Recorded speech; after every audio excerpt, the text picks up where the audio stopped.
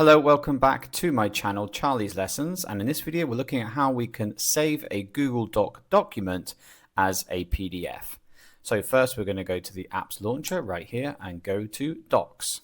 We're going to navigate to a document we'd like to save as a PDF, and once we're at the document we're going to go to File, Download and choose PDF. And in the top right hand corner you should see the download confirmed as a PDF. A second way to save a document as a PDF is, again, go to File, go all the way down to Print, and choose the option under Destination as Save as PDF.